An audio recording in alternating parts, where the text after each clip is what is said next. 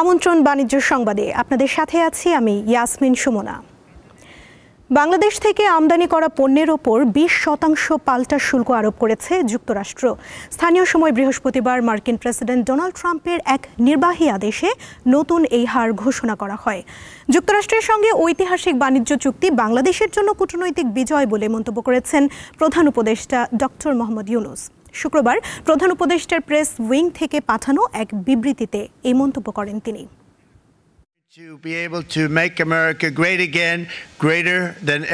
বিশ্বের যেসব দেশের সঙ্গে যুক্তরাষ্ট্রের বাণিজ্য ঘাটতি রয়েছে সেই দেশগুলোর ওপর চড়া হারে পারস্পরিক শুল্ক চাপানোর কথা আগেই জানিয়েছিল যুক্তরাষ্ট্র। এরপর বাংলাদেশ সহ বিভিন্ন দেশের সঙ্গে আলোচনার পর 1 আগস্ট থেকে নয়া শুল্ক নীতি কার্যকরের ঘোষণা দেয় হোয়াইট হাউস। ঘোষিত শুল্ক নীতি অনুযায়ী বাংলাদেশ থেকে আমদানি করা পণ্যের ওপর 20% পাল্টা শুল্ক আরোপ করেছে যুক্তরাষ্ট্র। সবশেষ বাংলাদেশকে চিঠি দিয়ে 35% পাল্টা শুল্ক আরোপ করেছিল মার্কিন প্রশাসন। সে হিসাবে শুল্ক 15% কমিয়ে নতুন হার ঘোষণা করা হয়েছে। ডোনাল্ড ট্রাম্পের নতুন শুল্ক নীতির আগে দেশটিতে বাংলাদেশি পণ্যে গড়ে 15% শুল্ক ছিল। সে হিসাবে শুক্রবার থেকে বাংলাদেশকে বর্তমানের গড় 15% ও নতুন পাল্টা শুল্ক 20%, অর্থাৎ মোট 35% শুল্ক দিয়ে যুক্তরাষ্ট্রে পণ্য রপ্তানি করতে হবে। যুক্তরাষ্ট্রে বছরে প্রায় $840 কোটি পণ্য রপ্তানি করে বাংলাদেশ, যার মধ্যে বড় অংশই হল তৈরি পোশাক। পূর্ব নির্ধারিত মানের চেয়ে 17% কমে বাংলাদেশ থেকে আমদানি করা পণ্যের ওপর 20% পাল্টা শুল্ক আরোপকে কূটনৈতিক বিজয় বলে মন্তব্য করেছেন অন্তর্বর্তী সরকারের প্রধান উপদেষ্টা ডক্টর মোহাম্মদ ইউনূস। তিনি বলেন, এই চুক্তির মাধ্যমে বিশ্বের বৃহত্তম ভোক্তা বাজারে বাংলাদেশের প্রবেশাধিকার আরও জোরদার হয়েছে এবং প্রধান জাতীয় স্বার্থসমূহ সুরক্ষিত হয়েছে। ওয়াশিংটন ডিসিতে যুক্তরাষ্ট্রের সঙ্গে আলোচনায় বাংলাদেশ প্রতিনিধি দলের নেতৃত্ব দেন বাণিজ্য উপদেষ্টা শেখ বশির উদ্দিন। এই দলে জাতীয় নিরাপত্তা উপদেষ্টা খলিলুর রহমানও ছিলেন। তিনি জানান, সম্ভাব্য 35% পাল্টা শুল্ক এড়াতে সফল হয়েছে ঢাকা। এটা দেশের পোশাক খাত ও এ খাতের উপর নির্ভরশীল লাখ লাখ মানুষের জন্য সুসংবাদ। যুক্তরাষ্ট্রের ওয়াশিংটন ডিসি থেকে দেয়া সংবাদ বিজ্ঞপ্তিতে এ কথা বলা হয়। বাংলাদেশ সহ শুক্রবার অন্তত 68টি দেশ থেকে যুক্তরাষ্ট্রে আমদানি হওয়া পণ্যে পারস্পরিক শুল্ক ধার্য করা হয়। এর মধ্যে উপমহাদেশে সবচেয়ে কম শুল্ক দিতে হচ্ছে পাকিস্তানকে। দেশটির জন্য 19% শুল্ক নির্ধারণ করা হয়। এছাড়া ভারতের জন্য 25%, শ্রীলঙ্কা ও ভিয়েতনামের জন্য 20% এবং আফগানিস্তানকে 15% শুল্ক দিয়ে যুক্তরাষ্ট্রে পণ্য রপ্তানি করতে হবে। সর্বোচ্চ শুল্ক নির্ধারণ করা হয়েছে সিরিয়ার জন্য 41%। আরও 4 দেশের সঙ্গে চুক্তির ব্যাপারে আলোচনা চলছে। চীনের সঙ্গে চুক্তি হলেও এখনও আলোচনা শেষ হয়নি। ইশরাত ঝুমা, দীপ্ত বার্তা কক্ষ। নীতি সুধার 10% অপরিবর্তিত রেখে নতুন সংকোচনশীল মুদ্রানীতি ঘোষণা করেছে বাংলাদেশ ব্যাংক। বৃহস্পতিবার সংবাদ সম্মেলনে গভর্নর আহসান এইচ মনসুর বলেন, বেসরকারি খাতে ঋণ প্রবৃদ্ধি রাখা হয়েছে 7.2, তবে সরকারি খাতে ঋণের প্রবৃদ্ধি 19.8 থেকে বাড়িয়ে করা হয়েছে 20.4%। অনেক ধরনের শক এবং ক্লাইমেট চেঞ্জ 2025-26 অর্থবছরের প্রথম প্রান্তিক অর্থাৎ জুলাই থেকে ডিসেম্বর এই 6 মাসের জন্য নতুন মুদ্রানীতি ঘোষণা করতে বৃহস্পতিবার সংবাদ সম্মেলনের আয়োজন করে বাংলাদেশ ব্যাংক। আপনারা কাজ করবেন, পরবর্তীতে আমাদের একটা বই আকারে পাবলিশ হবে। এতে বাংলাদেশ ব্যাংকের গভর্নর বলেন, নীতি সুদহার 10% অপরিবর্তিত রেখে নতুন মুদ্রানীতি ঘোষণা করা হয়েছে। তবে মূল্যস্ফীতি 7% নিচে নেমে এলে নীতি সুদহার কমবে। আমরা চাচ্ছি ইনফ্লেশনটাকে ক্রমান্বয়ে একটা রেঞ্জ নিয়ে আসতে। সেটা আমাদের মনে হয় যে এটা 3 থেকে 5-এর মধ্যে যদি আমরা আনতে পারি, হয়তো একটু সময় লাগবে, সেটা আমাদের লক্ষ্য। তো এই লক্ষ্যে যেতে হলে আমাদেরকে এই ইনফ্লেশনারি পারফরমেন্সটাকে মনিটর করতে হবে। তিনি জানান, বেসরকারি খাতে ঋণ প্রবৃদ্ধির হার ধরা হয়েছে 7.2% আর সরকারি খাতে ঋণের প্রবৃদ্ধি 19.8% থেকে বাড়িয়ে ধরা হয়েছে 20.4%।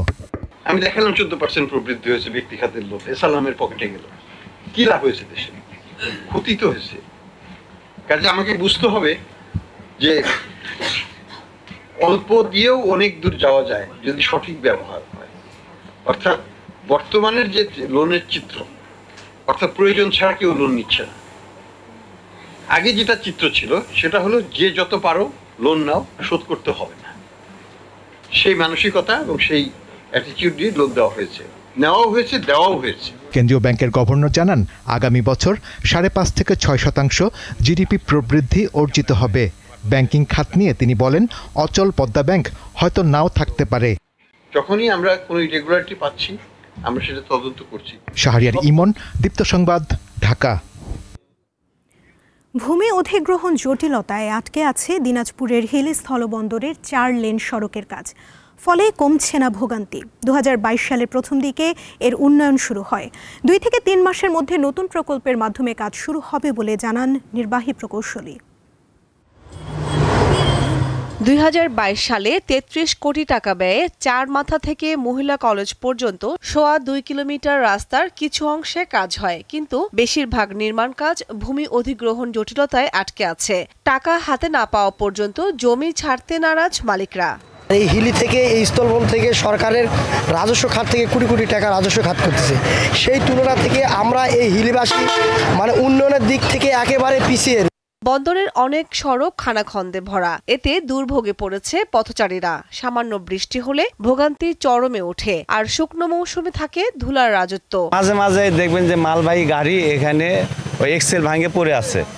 এটা প্রতিনিয়ত ঘটনা। একবারে অনুপযোগী রাস্তা, এই রাস্তা চলাচলের তো যোগ্যই না। এই রাস্তাঘাটগুলো চলাচল করতে গেলে খুব কষ্ট হয়ে যায় আমাদের। এতটা কষ্ট, গাড়ির পার্টসের এমনিতেই তো দাম বেশি, পার্টস তো কিনতে কিনতে আমাদের অবস্থা খারাপ। খালি আমরা না ইস্কা ভ্যান থেকে শুরু করে যে ছোট ছোট গাড়িগুলো আছে, এগুলা তো মনে করেন যে প্রতিদিনই তো ভাঙছে। ভূমি অধিগ্রহণ জটিলতার কারণে প্রকল্পের টাকা হিলি ঘোড়াঘাট সড়কে দেয়া হয়েছে, জানালেন এই কর্মকর্তা। আমরা মনে করি যে আগামী 2-3 মাসের মধ্যে এই প্রকল্পের যে ডিপিপি, সেই ডিপিপিটা সংশোধন হবে, এবং সংশোধন হইলে আমরা তখন হিলি এলাকার ভূমি অধিগ্রহণের যে টাকাটা, সে টাকাটা আমরা পরিশোধ করতে পারবো। এরপরে আমাদের এই অংশের কাজটা শুরু হবে। ভূমি অধিগ্রহণ জটিলতা দ্রুত কাটিয়ে দিনাজপুরের হিলির এই সড়কটির নির্মাণ কাজ শেষ করার দাবি স্থানীয় ও বন্দর ব্যবহারকারীদের। দীপ্ত, বার্তাকক্ষ। রাজধানীর বাজারে হঠাৎ করে বেড়েছে পেঁয়াজের দাম। কেজি প্রতি বেড়েছে অন্তত 20 টাকা। পিছিয়ে নেই কাঁচামরিচও, প্রকারভেদে 160 থেকে 200 টাকা কেজি। বৃষ্টির অজুহাতে বেড়েছে সবজির দামও। সাপ্তাহিক ছুটির দিন শুক্রবারে রাজধানীর কারওয়ান বাজারে ভোক্তাদের ভিড়।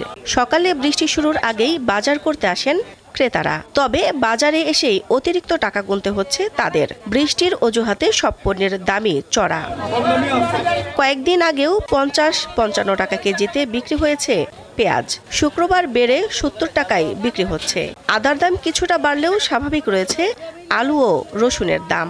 আদা আগে ছিল 120-30, অনকা আদা কিনো লাগে 180 টাকা, 170 টাকা, 200 টাকা, 190 টাকা এরকম বিক্রি করি। দাম অনেক। এই কারণ বাজারের সিস্টেমটা হলো কি, এক এক জায়গায় এক এক রকমের দাম নেয়, যার থেকে যেরকম নিতে পারে, কোনো একটা নির্দিষ্ট একটা সরকার বাজার রেটও নাই। পিছিয়ে নেই কাঁচামরিচ। পেঁয়াজের সাথে পাল্লা দিয়ে বিক্রি হচ্ছে 160 থেকে 200 টাকা কেজি প্রতি। কাঁচামরিচের কেজি হিসেবে আপনার 200 টাকা, 160 টাকা। যেটা দেশিটা ওটা 160, আর যেটা ইন্ডিয়ান এটা আপনার 200 টাকা কেজি বিক্রি হয়েছে। গত সপ্তাহে কাঁচামরিচ ছিল 170 টাকা 60 টাকা কেজি, এ সপ্তাহে 200 টাকা 220 টাকা কেজি পর্যন্ত কাঁচামরিচ কিনতে হচ্ছে। শুধু পেঁয়াজ কিংবা কাঁচামরিচ নয়, বৃষ্টি বন্যার অজুহাতে বাড়তি দামে বিক্রি হচ্ছে সব ধরনের সবজি। বেগুন 80 টাকা, শসা 100 টাকা, পটল, কচুমুখী, ঢেঁড়স 60 থেকে 70 টাকা কেজি দরে কিনতে হচ্ছে ক্রেতাদের। দাম নিয়ন্ত্রণে নেই বলে অভিযোগ ক্রেতাদের। বেগুন 80 টাকা কেজি, আর শসা দেশিটা 100 টাকা কেজি। কাঁকড়া আছে 12টা 60 টাকা, পটল আছে 50 টাকা, ছড়ি আছে 50, ভেন্ডি আছে 60। আগে যদি দেখা যাচ্ছে যে আগের সপ্তাহে আমি 500 টাকায় বাজার করছি 700 টাকায়, এবার 1000 টাকার মতো লাগতেছে। তো তাতে মোটামুটি তো আমাদের এটা ব্যয়বহুল না। আমরা তো একটা নির্দিষ্ট পাই, সেই জায়গা থেকে যদি তার পরিমাণের বেশি খরচ করি, তখন তো আমরা পরিবার বা সবাইকে চালাইতে কষ্ট হয়ে যায়। হঠাৎ করেই বেড়েছে দেশি মসুর ডালের দাম। 20 টাকা বেড়েছে কেজি প্রতি। চালও আগের বাড়তি দামেই বিক্রি হচ্ছে। দাম বাড়ছে আমার দেশি মসুর ডাল, 1 কেজিতে বাড়ছে 20 টাকা। দেশি মুরগিটা ছিল 130, এখন 150 টাকা বিক্রি হইতেছে। বাজারে ইলিশ মাছ ওঠায় অন্য মাছের দাম কিছুটা কমেছে, তবে ইলিশের দাম অনেক চড়া। 1 কেজি আকৃতির ইলিশ 2500 টাকায় বিক্রি হচ্ছে। 1 কেজি 200-300 গ্রামেরটা 2500 টাকা কেজি, 1.5 কেজিটা 3000 টাকা কেজি, আর 3টা 4টা কেজি এটি 1000 টাকা কেজি। আমি নিজেও ইলিশ নিতে আসছি, বাট রেট দেখে আজকে নিলাম না। আমি ছোট ছোট মাছ 1000 টাকা করে কেজি যাচ্ছে, যেটা হয়তো 600 টাকা ছিল। বাজারে সবকিছুর দাম ঊর্ধ্বগতির হলেও স্থিতিশীল রয়েছে গরু ও খাসির মাংসের দাম। দিলশা দানি, দীপ্ত সংবাদ, ঢাকা। বাজারের তথ্য জানাতে এবার নারায়ণগঞ্জ থেকে যোগ দিচ্ছেন সহকর্মী গৌতম সাহা। গৌতম, বৃষ্টি বাজারের কাঁচামালের দামের ক্ষেত্রে কোনো প্রভাব ফেলেছে কি?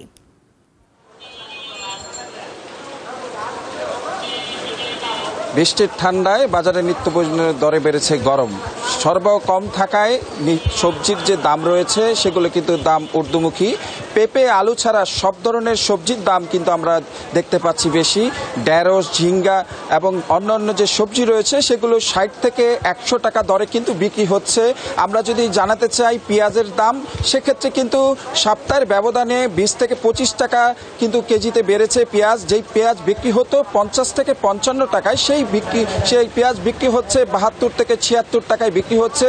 যদিও ভারতীয় যে পেঁয়াজটি সেটি কিন্তু সরবরাহ এখন বাজারে দেখা যাচ্ছে না। দেশীয় যে পেঁয়াজ রয়েছে সেই পেঁয়াজের দাম কিন্তু এখন হু করে বাড়ছে। সেই সাথে পাল্লা দিয়ে বাড়ছে টমেটোর দাম। যেই টমেটো বিক্রি হতো 100 থেকে 120 টাকায়, সেই টমেটো আজ বিক্রি হচ্ছে 180 থেকে 200 টাকা দরে। যেই ক্ষেত্রে আমরা কথা বলেছিলাম এখানে ক্রেতাদের সাথে, তাদের আয়ের সাথে ব্যয়ের যে সামঞ্জস্য নেই, তাদের ব্যয় কিন্তু বেশি হচ্ছে। বেশি দামে কিন্তু চড়া দামে তারা কিন্তু এই সবজি সহ নিত্য প্রয়োজনীয় দর কিন্তু তারা কিন্তু বেশি দামে কিনছেন, যার অজুহাতে বিক্রেতারা যে বিষয়টি জানাচ্ছেন, বৃষ্টির কারণে সরবরাহ কম থাকা এবং পরিবহনের যে সমস্যা এবং উৎপাদনের সমস্যা, সেই কারণে কিন্তু পণ্যগুলোর কিন্তু দাম বেশি হয়েছে। সেই সাথে আমরা যদি একটু জানাতে চাই যে ডিমের দাম, ফার্মের ডিমের দাম যেখানে ছিল যে 40 থেকে 42 টাকা, সেই ডিম কিন্তু এখন বিক্রি হচ্ছে 48 থেকে 50 টাকায়। সেই সাথে ফার্মের যে মুরগি রয়েছে সেগুলি কিছুটা শিথিল রয়েছে, সেখানে 160 থেকে 70 টাকায়। তবে সোনালী যে কক মুরগিটি রয়েছে সেটা কিন্তু 30 থেকে 40 টাকা দরে বেশি বিক্রি হচ্ছে এই সপ্তাহের ব্যবধানে। সেই সাথে আমরা ঘুরে দেখেছি মাছের বাজারে, মাছের চাপড় ইলিশের যে বাজার রয়েছে সেটা কিন্তু চড়া রয়েছে, এবং সেই সাথে কিন্তু অন্যান্য মাছ কিন্তু 800 থেকে 1000 টাকা কেজি দরে বিক্রি হচ্ছে। দিন যাচ্ছে বাজারের পণ্যর যে নিত্য প্রয়োজনীয় বাজার দর রয়েছে সেটা কিন্তু বেড়ে যাচ্ছে। সেই বিষয়ে ক্রেতারা দাবি জানিয়েছে, এই প্রয়োজনীয় পদক্ষেপ গ্রহণ করে বাজার দর লাগাম টানার জন্য কিন্তু তারা দাবি জানিয়েছে। এই ছিল আসলে আমার কাছে আজকের বাজার দর। গৌতম, আপনাকে ধন্যবাদ। বিশ্বব্যাপী বাণিজ্য উত্তেজনায় জ্বালানি তেলের দাম নিয়ে উত্তেজনা দিন দিন বাড়ছে। বিশেষ করে 1 আগস্টের আগে ট্রাম্পের শুল্ক ঘোষণা ঘিরে উদ্বেগে আছেন বিনিয়োগকারীরা। বাণিজ্য শুল্ক ইস্যুতে যুক্তরাষ্ট্র ও ইউরোপীয় ইউনিয়নের আলোচনার খবরে প্রভাব পড়েছে তেলের বাজারে। তবে আগস্টের প্রথম দিনে আন্তর্জাতিক বাজারে জ্বালানি তেলের দাম প্রায় অপরিবর্তিত রয়েছে। যুক্তরাষ্ট্রে ব্যারেল প্রতি অপরিশোধিত জ্বালানি তেল বিক্রি হচ্ছে 69.37 মার্কিন ডলারে। এছাড়া ওপেক বাস্কেটে 72.61, ভারতে 72.40 এবং দুবাইতে বিক্রি হচ্ছে 70.83 মার্কিন ডলারে।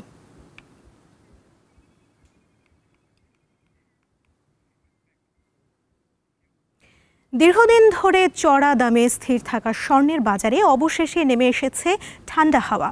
দুবাইয়ের স্বর্ণপ্রেমীদের জন্য এসেছে স্বস্তির খবর।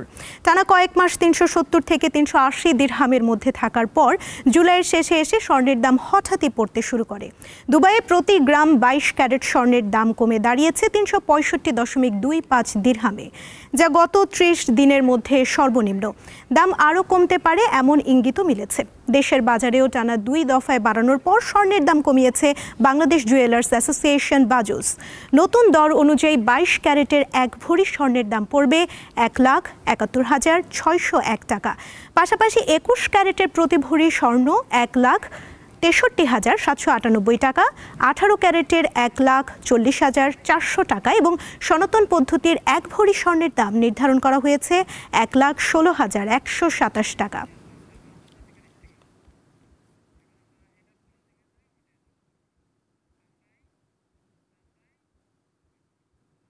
দর্শক, এই ছিল আজকের বাণিজ্য সংবাদে।